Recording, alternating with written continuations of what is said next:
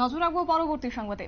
আজ রাজ্যের মুখ্যমন্ত্রী ডক্টর মানিক সাহা গেলেন পরিদর্শনে এবং পরিদর্শনে গেলেন আগরতলা 79 টিলা স্থিত ত্রিপুরা স্টেট লোড টেস্ট বাস সেন্টার এবং অর্থাৎ বলা ভালো যে বিদ্যুৎ সরবরাহ কেন্দ্রের পরিদর্শনে তিনি গিয়েছেন এবং বিগত দিনে বেশ কিছু ক্ষেত্রে দেখা গেছে রাজ্যবাসীর ক্ষোভ, কেননা সেক্ষেত্রে বিদ্যুৎ সরবরাহ বা বিদ্যুৎ পরিষেবা নিয়ে একাংশ গাফিলতি উঠে এসেছিল, যার পরিপ্রেক্ষিতে রাজ্যের বা রাজ্যবাসীর মধ্যেও কিন্তু একটা ক্ষোভ দেখা দিয়েছে। তারই পরিপ্রেক্ষিতে আজ বলা ভালো যে বিদ্যুৎ সরবরাহ কেন্দ্রের পরিদর্শনে গিয়েছেন রাজ্যের মুখ্যমন্ত্রী, যেখানে উপস্থিত ছিলেন বিদ্যুৎ দপ্তরের মন্ত্রী রতনলাল নাথ। একই সঙ্গে গোটা বিষয় তিনি আজ তুলে ধরেছেন। কি বলছেন তিনি, শুনুন।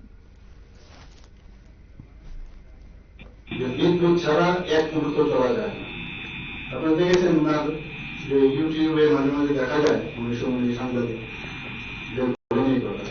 সত্যি তাই।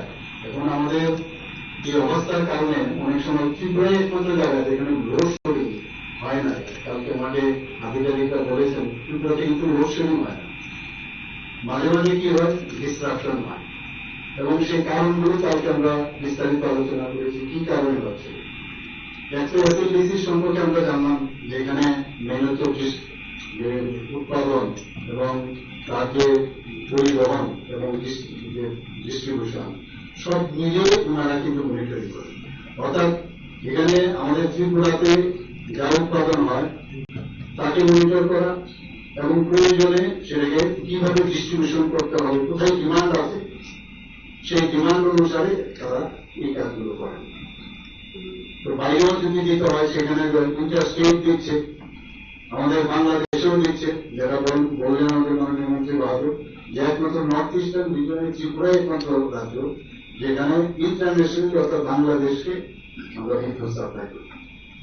কিন্তু কথা হচ্ছে যে এখানে তাহলে মাঝখানে যে বিদ্যুতের যে চপলতা আমরা দেখি যেটাকে বলে কেন হয়, কারণ সেই যে তারগুলো আছে সেই তারগুলো অনেক পুরনো হয়ে গেছে। তার জন্য অনেক স্কিম আমাদের কাছে এসছে, গভর্নমেন্ট অফ ইন্ডিয়া সেই স্কিমের মাধ্যমে সেইগুলো আমরা চেঞ্জ করবো। সেই তারগুলো ট্রান্সফরমারের সমস্যা আছে অনেক জায়গায়।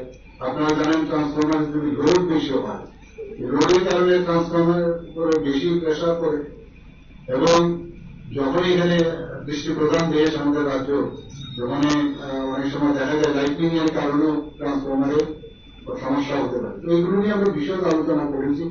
এগুলো এবং যাতে আমরা আন্ডারগ্রাউন্ডেও যাতে আমরা কেবল গুলো দিয়ে যেতে পারি তারও চিন্তা ভাবনা করছে এবং সেগুলো আমরা করবো। এবং প্রথমে আগরতলা হবে, ধীরে ধীরে করে অন্য জায়গায় প্রথম শহরে হবে এবং অন্য জায়গায় করবে। তো সেইগুলো আমরা দেখছি। তবে আজকে এখানে এসএলডিসির বিষয়ে আমরা বিস্তারিত এখানে শুনলাম।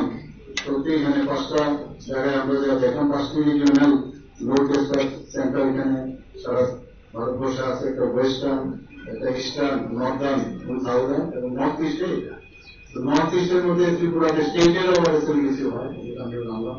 তো এটা সত্যি এটা খুবই দরকার এবং আমি এখানে এসে অনেক কিছু আমি জানতে পারলাম। তো একটা মডার্নাইজেশনের যুগে আমাদের সবকিছু আমাদের করতে হবে। এখানে আমরা দেখলাম যে আইএসও সার্টিফিকেটও ওনারা পেয়েছেন। তাছাড়া সাইবার যে ক্রাইম মানে সাইবার ইয়ের জন্য সেই অনেক সময় যে পুরো যে সেক্টরটা এগুলো সব বন্ধ হয়ে যেতে পারে।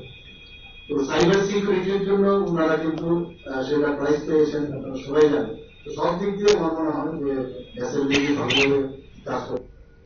আপনারা শুনলেন রাজ্যের মুখ্যমন্ত্রীর বক্তব্য। তবে আজ তিনি পরিদর্শনে গিয়েছেন এবং সেখানে কার্যত বিদ্যুৎ চপলতায় উদ্বেগ প্রকাশ করেছেন রাজ্যের মুখ্যমন্ত্রী এবং সেখানে বেশ কিছু সমস্যার কথা তিনি তুলে ধরেছেন। অন্যদিকে বলছেন যে ট্রান্সফরমারের সমস্যার কারণে এবং অন্যদিকে বিদ্যুৎ পরিবাহী তারের বেশ কিছু পুরনো রয়েছে, যার কারণে এমন সমস্যা দেখা দিচ্ছে। তবে অনতিবিলম্বে সেই সমস্যা সমাধান করা হবে বলে আজ রাজ্যের মুখ্যমন্ত্রী আশা ব্যক্ত করেছেন। নিয়ে নিচ্ছে ছোট একটি বিজ্ঞাপন বিরতির, সঙ্গে থাকুন।